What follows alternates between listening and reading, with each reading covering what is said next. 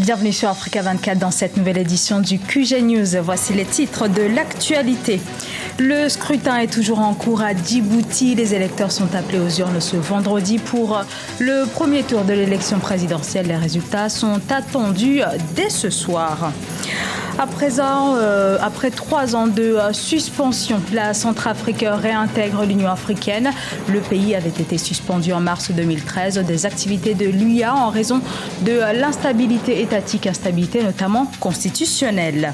Et du 21 au 22 avril 2016 se tiendra à Abidjan la 5e édition du Forum de la Confédération Générale des Entreprises de Côte d'Ivoire. Pour en parler, nous accueillons Alain Kouadio, l'actuel vice-président du patronat ivoirien. Vous l'attendrez dans quelques instants. Plus de 180 000 électeurs sont appelés aux urnes ce vendredi à Djibouti pour désigner le prochain président de la République.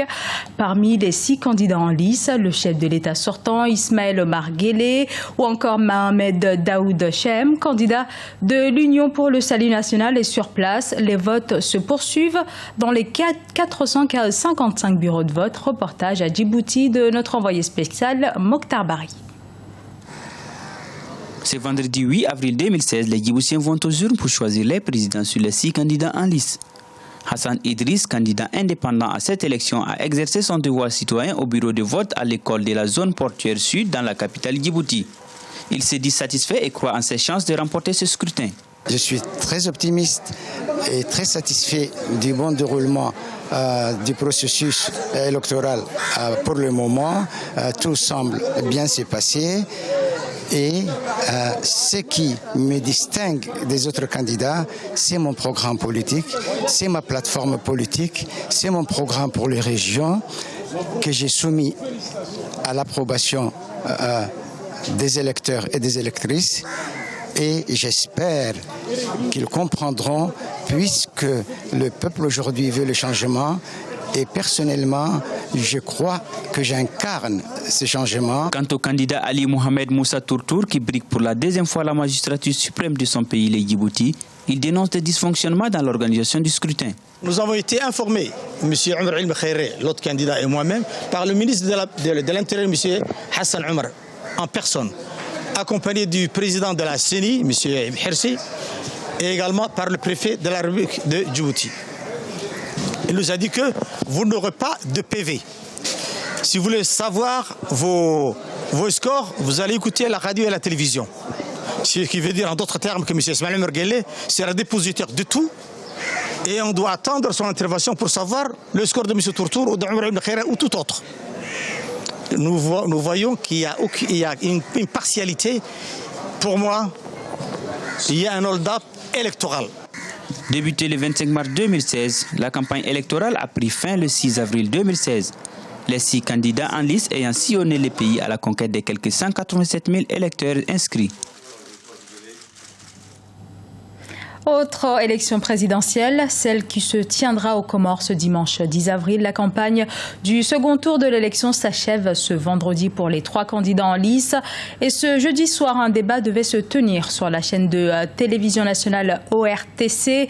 Le gouverneur de l'île de la Grande Comore, Mouni Baraka Saïd Swalih, était prêt à échanger avec ses adversaires. Cependant, les autres candidats, Azali Assoumani et Mohamed Ali Swalihi, ont refusé à la dernière minute de participer à ce débat inédit dans le pays.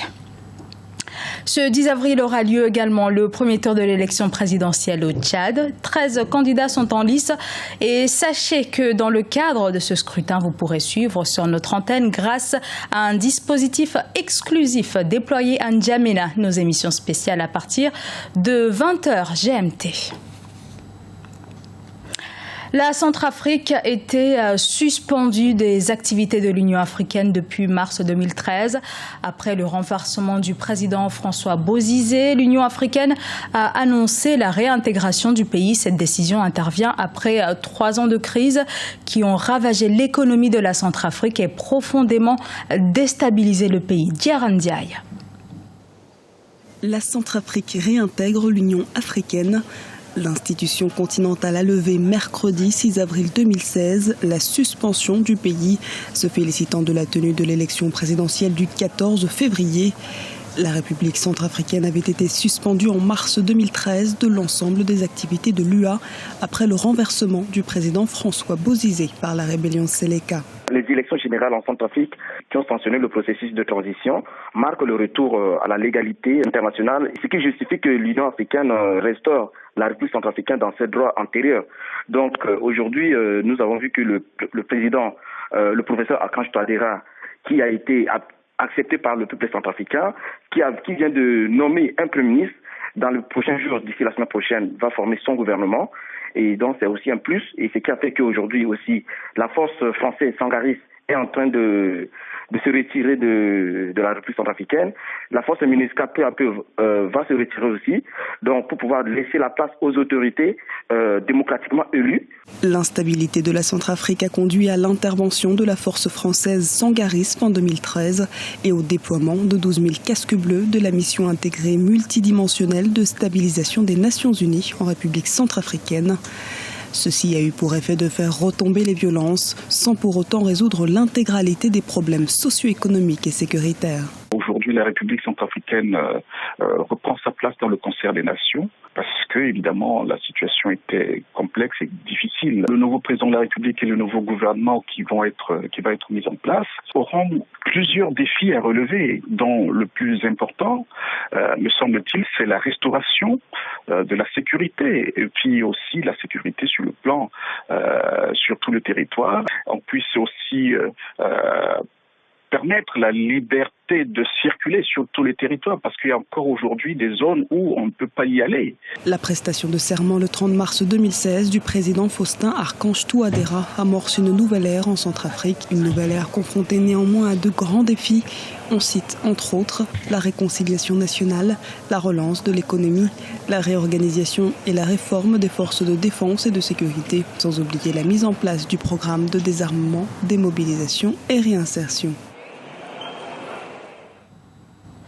Je vous le disais en titre, la 5e édition du Forum de la Confédération Générale des Entreprises de Côte d'Ivoire se tiendra du 21 au 22 avril prochain à Abidjan. Il s'agit d'un rendez-vous d'affaires incontournable depuis 2012. Pour en parler avec nous, Alain Kouadio, vice-président de la Confédération Générale des Entreprises de Côte d'Ivoire. Bienvenue, monsieur Kouadio. Alors, est-ce que la crise économique est véritablement terminée en Côte d'Ivoire? Est-ce que le pays est propice au milieu des affaires? Oui, et le milieu est propice au milieu des affaires parce qu'on a un taux de croissance qui avoisine les 10%. On a une stabilité politique et sociale très très forte. On a un plan de développement national qui est très très clair, qui oriente tous les investisseurs. Et dans la sous-région, on continue de rester la locomotive du secteur privé, donc représentant presque 300 millions d'habitants. Oui, la crise est derrière nous, oui, et l'économie se porte bien. Et donc, d'un point de vue sécuritaire, puisqu'il s'agit de cela également, est-ce que la sécurité, on peut dire que elle est garantie justement pour favoriser l'arrivée d'investisseurs, par exemple, ou bien l'installation de potentiels entrepreneurs? Les indicateurs internationaux démontrent que nous avons le même niveau de sécurité qu'un pays comme la Suisse. Donc, je dis, c'est pas un indicateur qui est national, c'est un indicateur qui est au standard international. Ça démontre que oui, la stabilité est bonne, oui, les investisseurs peuvent venir.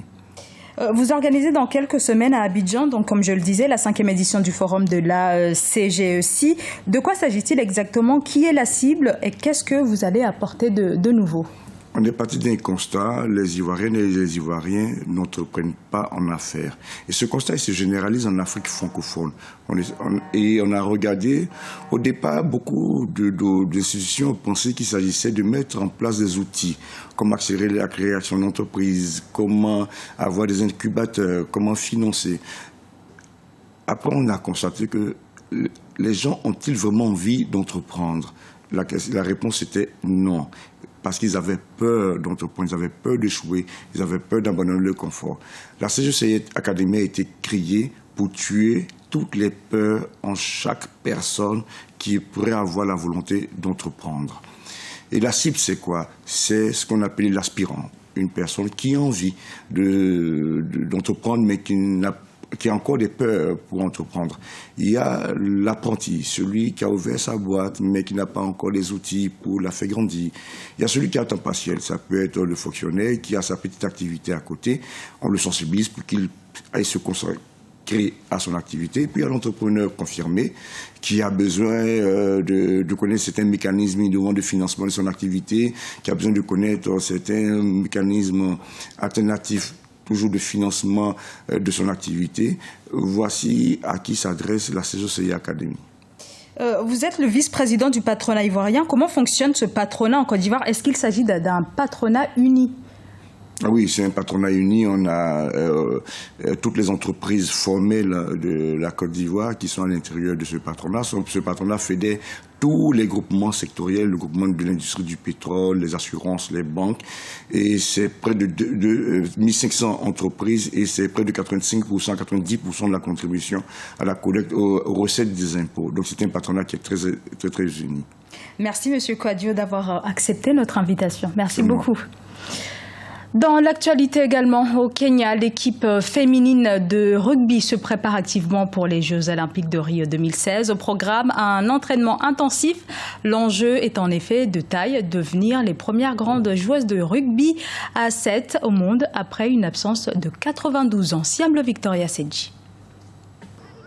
C'est dans le mois de septembre de l'année 2015 qu'elle a pu décrocher son ticket pour les Jeux Olympiques de Rio 2016 au Brésil. L'équipe féminine de rugby à 7 du Kenya s'était pourtant inclinée lors des qualifications avec un score de 31-5 en faveur des Sud-Africaines. Mais contre toute attente, celles qu'on surnomme les Lions ont pu se qualifier en éliminant les Sud-Africaines. Leur qualification représente pour elles l'occasion de se professionnaliser et se faire connaître sur ce grand plateau intercontinental des Jeux Olympiques. Les Jeux Olympiques représentent une grande scène pour tout athlète et notre équipe ne prendra rien au hasard. Je vais encourager mes joueuses pour qu'elles rapportent le meilleur résultat à domicile. Contrairement au rugby à 7 masculin, le rugby à 7 féminin est moins connu. L'équipe féminine de rugby à 7 n'en est pas pour autant découragée. Elle continue avec détermination à faire des progrès en espérant beaucoup plus de soutien de la part des autorités. Nous avons besoin de financement dans ce sport. Nous avons besoin que des gens croient en nous afin d'investir pour que nous obtenions le confort nécessaire. Tout ceci nous permettra de donner le meilleur de nous. Le rugby à 7 sera à sa première participation olympique au prochain Jeux de Rio 2016. Les Jeux olympiques débuteront le 5 août pour s'achever le 21 du même mois de l'année 2016. Cet événement sportif réunira dans la capitale brésilienne plus de 10 500 athlètes dans 28 disciplines, y compris le rugby à 7 et le golf, qui ont été ajoutés par le Comité international olympique en 2009. Ce journal a été réalisé par l'ensemble de la rédaction. Merci pour votre fidélité. Dans un instant, une nouvelle édition de l'actualité sur Africa 24.